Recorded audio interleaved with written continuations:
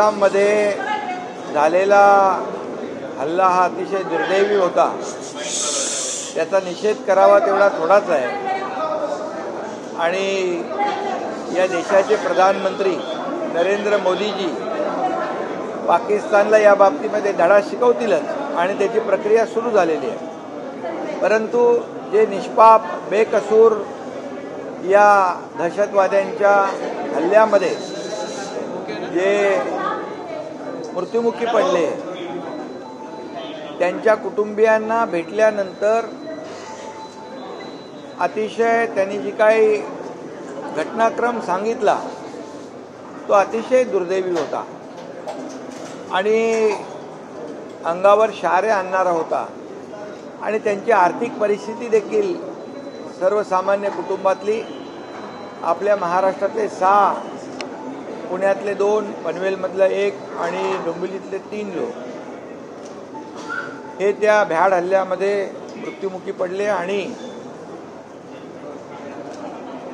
त्या 6 लोकांच्या किंबहुना इतरही लोकांच्या मुलाबाळांना आपल्या लाडक्या भगिनींना त्या दहशतवाद्यांनी सोडलं। परंतु कर्ता पुरुष घरातला कुटुंब प्रमुख ज्याच्यावर सगळं अवलंबून असतं त्यालाच मारलं आणि म्हणून ते सगळे कुटुंब जे आहेत यांची परिस्थिती सर्वसामान्य आहे।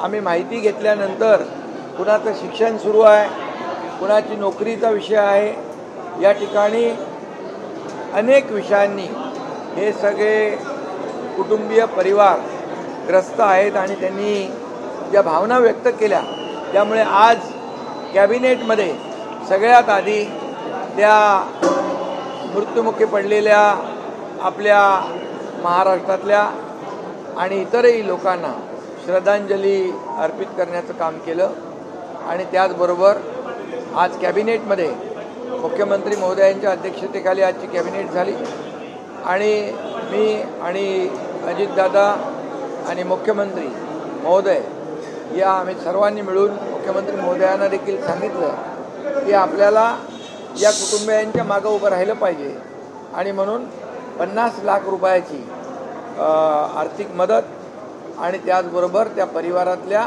मुलांचं शिक्षण, पुढचं जे शिक्षण आहे ते जे काही त्यांनी ठरवलेलं आहे, काही लोक म्हणजे जे परिवार होते त्यांनी काय पुढे करायचं, कुठलं शिक्षण घ्यायचं ते देखील त्या ठिकाणी आम्हाला सांगितलं होतं आणि म्हणून पुढचं शिक्षणाची जबाबदारी आणि त्याचबरोबर नोकरीची जबाबदारी देखील या ठिकाणी सरकारने घेतलेली आहे आणि मुख्यमंत्री महोदयांनी एक चांगला निर्णय आणि आमच्या मंत्रिमंडळातल्या सर्व सहकाऱ्यांनी या ठिकाणी एक निर्णय घेतला आणि या सर्वसामान्य कुटुंबातल्या ज्या पहलगाममध्ये हल्ला झाला त्या कुटुंबियांच्या पाठीशी सरकार पूर्णपणे आहे।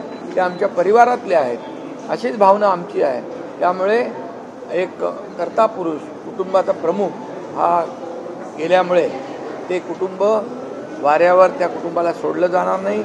त्यांना प्रत्येक बाबतीमध्ये सरकार, शासन आम्ही मदत करू, त्यांच्या पाठीशी उभे राहू। जो घटना हुई है सरकार की ओर से 50 लाख रुपए और गवर्नमेंट जॉब देने की घोषणा की है, क्या कहेंगे? पहलगाम की घटना बहुत ही दुर्भाग्यपूर्ण है और उसका ब्यौरा तो आपको सबको मालूम है। पाकिस्तान ने ये सब जो शरारत की है आतंकवादियों को भेजकर, उसको तो करारा जवाब हमारे देश के प्रधानमंत्री नरेंद्र मोदी जी तो देंगे और उसकी प्रक्रिया भी शुरू हो चुकी है। लेकिन जो लोग इसमें ये आतंकवादी हमलों में जिनकी मृत्यु हुई है उनके परिवार के पीछे सरकार खड़ी रहेगी। आज पहले उन्हें श्रद्धांजलि अर्पित किया और उसके बाद में हमारी सरकार ने यहाँ पर उनको सर्वसाधारण कुटुंब के परिवार के लोग हैं उनके पीछे पूरी ताकत से खड़े रहने का निर्णय हमारी सरकार ने लिया है। मुख्यमंत्री जी, हम दोनों उप मुख्यमंत्री, हमारे मंत्रिमंडल के सहयोगी सभी लोग ने एक मत से उनको साथ देने का, योगदान देने का, उनके पीछे खड़े रहने का निर्णय लिया है और 50 लाख रुपए की राशि उनको मदद के रूप में देने का भी निर्णय हुआ है और परिवार के जो सदस्य हैं उनको आगे का जो एजुकेशन है वो भी लेने के लिए सरकार पूरी तरह मदद करेगी। सरकार ने वो भी जिम्मेदारी ली हुई है और जो नौकरी करने जैसे उसके एजुकेशन वाइज जो भी उनको नौकरी देना है उसके बारे में भी निर्णय हुआ है। ये सरकार पूरी तरह से हमारे ये महाराष्ट्र के 6 परिवार के साथ में है। उनको कुछ भी जो अभी आगे कोई भी समस्या कोई भी अड़चन ना हो इसकी पूरी जिम्मेदारी हमारी सरकार ने ली हुई है। पाणी टंचाई संदर्भामध्ये काही महत्त्वाचे निर्णय झालेत का? याआधीही तुम्ही मुख्यमंत्री असताना मोठ्या प्रमाणात बदल पाहिला आहे। प्रदूषण कमी करण्यासाठी इलेक्ट्रिक व्हेकलचं जे काय आपण धोरण आणलेलं आहे आज त्याच्यामध्ये अनेक सुधारणा देखील करण्याचा कॅबिनेटमध्ये निर्णय झालेला आहे आणि त्यामध्ये त्याचं प्रमोशन केलं पाहिजे, त्याला इन्सेंटिव्ह दिला पाहिजे, त्याला सबसिडी दिली पाहिजे या बाबतीत देखील निर्णय झाला आणि काही रस्त्यांवर त्या ठिकाणी त्यांना इन्सेंटिव्ह म्हणून या इलेक्ट्रिक व्हेकल जे सुरुवातीला इलेक्ट्रिक व्हेकल घेण्यामध्ये प्राधान्य देतील त्यांना देखील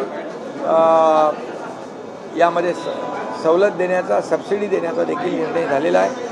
काही ठिकाणी टोलमधून देखील सवलत देण्याचा निर्णय झालेला आहे। त्यामुळे इलेक्ट्रिक व्हेकलचं प्रमोशन झालं पाहिजे मोठ्या प्रमाणात। जसं केंद्र सरकारने याला प्राधान्य दिलेलं आहे तसं राज्य सरकार देखील राज्यातलं प्रदूषण कमी करण्यासाठी इलेक्ट्रिक व्हेकलला प्रमोट करते, प्राधान्य देते आणि आपल्या सर्व शासकीय जी वाहनं आहेत ती देखील इलेक्ट्रिक व्हेकल असली पाहिजे या बाबतीत देखील चर्चा झाली, निर्णय झाला आणि मला वाटतं या ठिकाणी आणि जे चार्जिंग स्टेशन्स आहेत ते वाढवण्याचा देखील निर्णय झाला आणि फास्ट चार्जिंग झालं पाहिजे यासाठी देखील निर्णय झाला।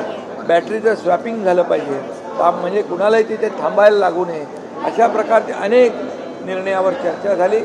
आता मला वाटतं लोक इलेक्ट्रिक व्हेकल घेण्यास प्राधान्य देतील आणि या राज्यातलं प्रदूषण जे आहे हे कमी करण्यास मदत होईल। पंतप्रधान नरेंद्र मोदींचा फोटो ट्विट केला। खरं म्हणजे अशा या दुर्दैवी देशावर झालेल्या हत्याकांडाचं राजकारण करणं हे दुर्दैवी आहे।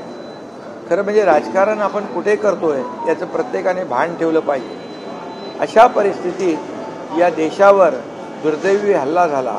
पहलगाममध्ये 26 लोक निरपराध बेकसूर मारले गेले आणि दहशतवाद्यांच्या गोळ्यांमध्ये आणि म्हणून पाकिस्तानला धडा शिकवण्याचं काम आदरणीय मोदी साहेब करतायत। मोदी साहेबांनी तर विदेशातला परदेशातला दौरा रद्द करून आपल्या देशात आले, तात्काळ बैठका घेतल्या। गृहमंत्री अमित शाह साहेबांना श्रीनगरला पहलगामला पाठवलं, तिथला आढावा घेतला आणि तात्काळ 4-5 निर्णय त्यांनी घेतले। विजा रद्द करण्याचा, हायकमिशनचे 5 अधिकारी काढून टाकण्याचा, त्याचबरोबर अटरी जी बॉर्डर आहे ती बंद करण्याचा, अटारी बॉर्डर आणि त्याचबरोबर आपलं सिंधू जल करार आहे तो थांबवण्याचा निर्णय घेतला आणि या आपल्या देशातले सगळे पाकिस्तानी पुन्हा त्यांच्या देशामध्ये जाण्याचं फरमान सोडलं आणि त्याचबरोबर जे आतंकवादी आहेत त्यांचं घर ज्या लोकांनी गोळीबार करून या लोकांना निरपराध लोकांना मारलं, बॉम्बने उडवण्याचं काम केलं, बुलडोझरने तोडण्याचं काम केलं। अशा प्रकारची प्रक्रिया सुरू झालेली आहे आणि मला वाटतं आता एक करारा जवाब हा शेवटचा पाकिस्तानला धडा शिकवण्याचं काम आदरणीय देशाचे प्रधानमंत्री करतील। त्यांच्यावर टीका करणं हे दुर्दैवी आहे।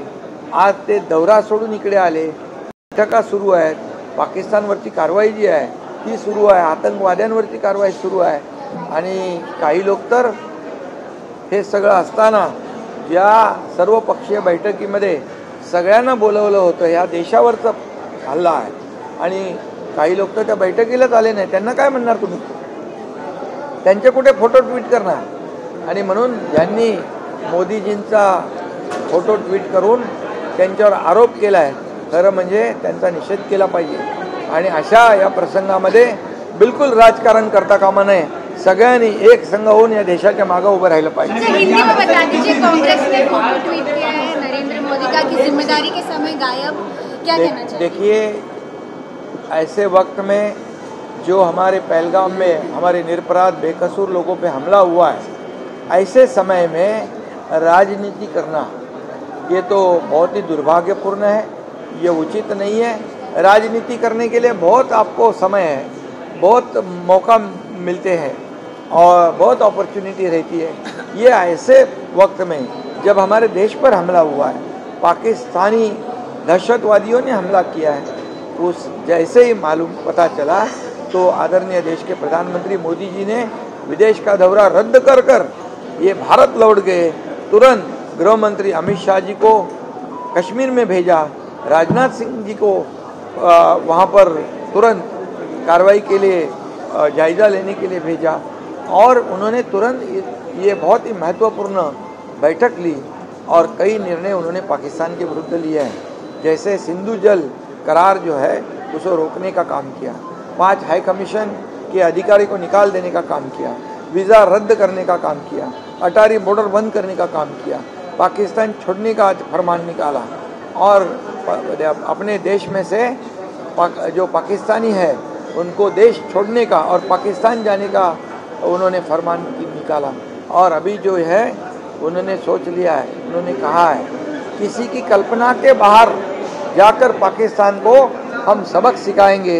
ये मुझे लगता है, मुझे विश्वास है, पूरे देशवासियों को विश्वास है, अभी ये मोदी जी इनको छोड़ेंगे नहीं, इसका बदला लेंगे, करारा जवाब देंगे और निश्चित रूप से इसके बाद पाकिस्तान और आतंकवादियों को हमला करने की हिम्मत ना हो, ऐसी सबक देश के प्रधानमंत्री सिखाएंगे। और मैं ये कहूँगा कि जब जो आरोप करते हैं वो कहाँ है, जो एक बैठक सर्वपक्षीय दल की बुलाई थी और ये उस बैठक में कुछ लोग आए नहीं, वो विदेश की यात्रा करते हैं, उनके ऊपर आरोप लगाने का, उनको क्या कहने का। और ये देश प्रेम है, ये देशभक्ति है और इसलिए पूरी तरह मैं इतना ही कहूँगा, मोदी जी के पीछे देश की 140 करोड़ जनता है और अभी मोदी जी इनको पाकिस्तान को छोड़ेंगे नहीं, बिल्कुल सबक सिखाएंगे, पाकिस्तान का नामो निशान मिटाएंगे।